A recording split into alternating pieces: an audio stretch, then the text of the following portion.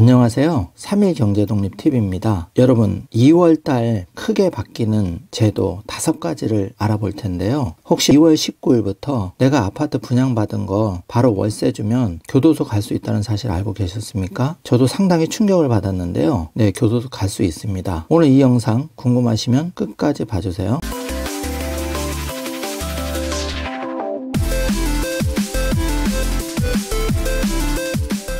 자, 그럼 바로 시작합니다. 2021년 2월부터 바뀌는 정책 5가지를 정리를 해보았는데요. 첫 번째, 전월세 금지법이 시행됩니다. 새로운 아파트 가격만큼 돈이 없어도 분양을 받을 수 있었지만 앞으로는 2월 19일 분양을 받은 아파트는 전세나 월세로 내놓을 수 없습니다. 또한 1년 이하의 징역 또는 1,000만 원 이하의 벌금이 부과될 수 있는데요. 내용 좀 더 자세히 알아보겠습니다. 상당히 충격적인데요. 전월세 금지법이 만들어지고 시행이 됩니다. 분양가 상한제가 적용되어 주변 시세보다 저렴하게 공급되는 주택에 대한 부동산 투기를 막기 위해 정부에서 입주자들에게 의무적으로 거주하도록 하는 제도인데요.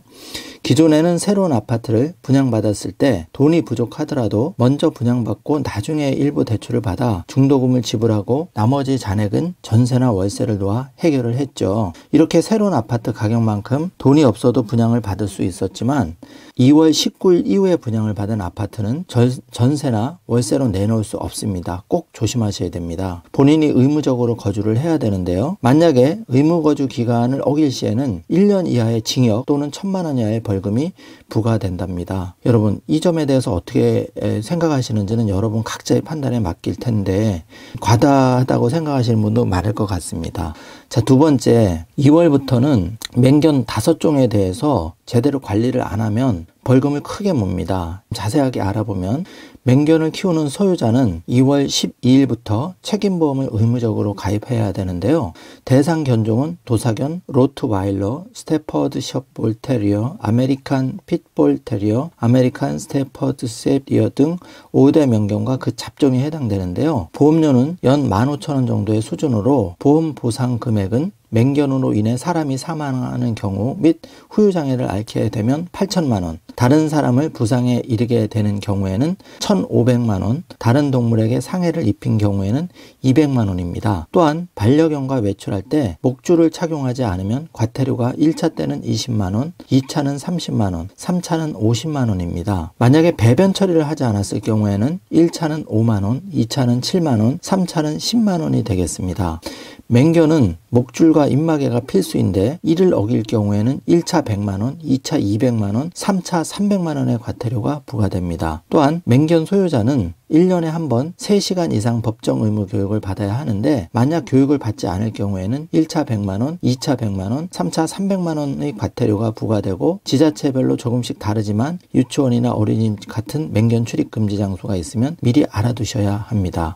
자, 이 내용도 애완견 소유자라면 꼭 챙겨서 2월부터 조심해야 될 내용입니다. 최대 과태료 300만 원입니다. 다음은 공공 마이 데이터 서비스를 시행하는데요. 2월 1일부터 공공 마이 데이터 서비스가 시행됩니다. 마이데이터 제도가 정부기관이나 공공분야에서 시행되면서 여러 가지로 우리 생활이 편리해집니다. 예를 들어 소상공인의 경우에 정부 정책 지원금이나 대출을 받기 위한 서류를 준비하는데 그 동안에는 시간이 많이 걸렸지만 이제는 본인의 행정정보를 이용하여 신속하게 자금 지원을 받거나 대출 신청을 할 수 있게 되었고 응급 환자가 119 응급차에 실려가는 동안에도 마이데이터를 활용하여 환자의 병력이나 투약, 이력 등을 확인할 수 있어 신속하고 정확한 응급조치를 할 수 있게 되었습니다.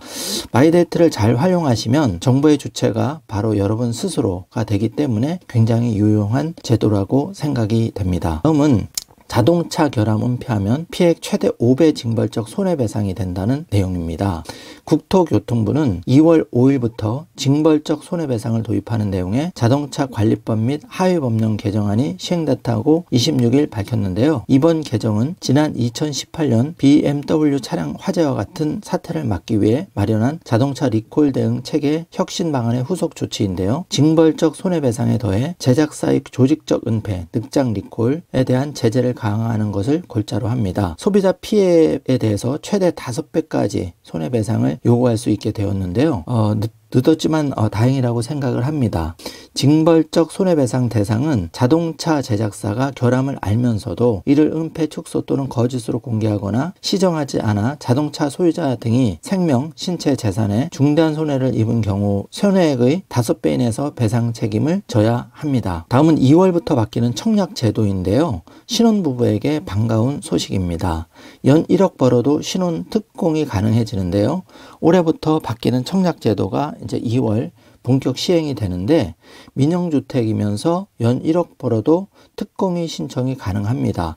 현재는 공공분양 민영주택은 우선 75%를 공급을 했는데 요건이 대폭 완화가 돼서 신혼부부에 대해서도 연 1억 이상 특공 신청이 가능하게 바뀌었습니다. 맞벌이는 우선 물량을 120%, 민영주택인 경우에는 일반 물량의 160%까지 요건을 완화해서 물량을 배정을 하는데요. 자세히 살펴보면 민영주택의 신혼부부 특별공급의 우선공급 물량이 70%로 줄어들고 일반 공급 물량이 30%로 확대가 됩니다. 우선 공급은 소득 기준이 그대로지만 일반 공급은 소득 기준이 분양가와 상관없이 도시 근로자 평균 소득의 140%, 맞벌이 160%로 올랐습니다. 도시 근로자 평균 소득의 140%는 3인 이하의 가구의 경우 월 788만 원 세전 기준이고요. 160%는 월 889만 원입니다. 자녀가 1명 있는 맞벌이 부부가 연소득이 1억 668만 원이라면 민영주택 신혼부부 특공에 도전할 수 있다는 반가운 소식입니다. 2월달 바뀐 청약제도로 잘 활용하시기 바랍니다.